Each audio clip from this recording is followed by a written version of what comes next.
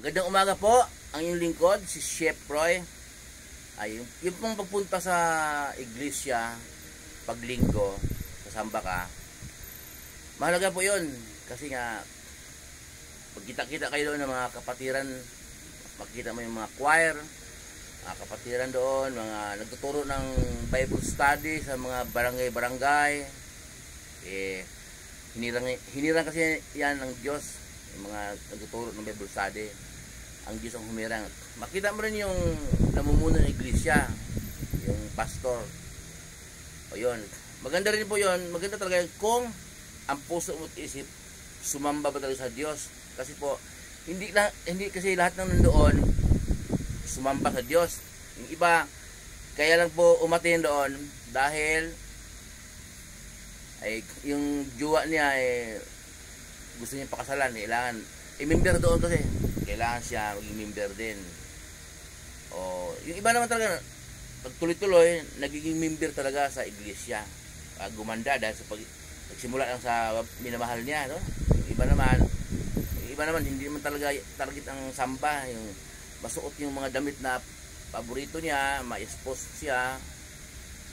Yung iba Sabado pa lang nagpa-reband sa salon para gumanda yung so ang pagpunta sa iglesia po, hindi lahat ng tao doon sumasamba sa Diyos. Pero paliwanag lang po ng inyong lingkod, ang pagsamba sa Diyos araw-araw sa lahat ng oras. Mababasa po natin sa Roma 12:1.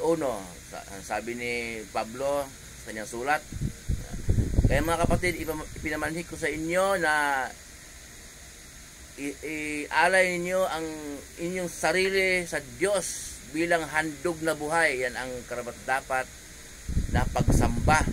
Okay, kaya ang inyong lingkod marami nagtatanong na bakit ka lagi nagpo-post ng salita ng Diyos. Okay, yun pagsamba din yun yung pagsamba yun, kusang loob mo talaga na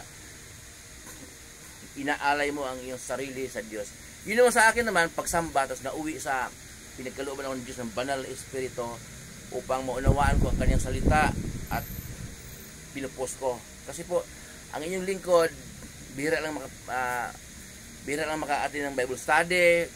Pag linggo naman, busy sa work. Siyempre, unahin ko talaga ang Diyos. Araw-araw yon sa lahat ng oras. Sumasamba ang inyong lingkod. Kaya, nagpo-post po ako bilang pagsamba. Salita ng Diyos ang pinapost ko, hindi mula sa sarili ko, kundi galing sa verse. Ayan.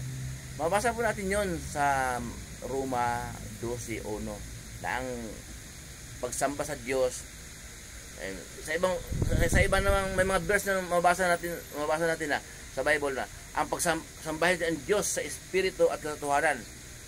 Dahil kung nasaan ang espiritu, nandoon yung katotohanan. Ibig sabihin, huwag kang lumod sa libulko. Sa espiritu, sambahin ng Diyos sa espiritu. Kasi ang Diyos ay espiritu. Ayun. Ito po muli po ang inyong lingkod, si Chef Roy. Ingatan tayo ng Diyos, pagpalain tayo ng Diyos. Sasamahan tayo ng Diyos kahit saan tayo pupunta.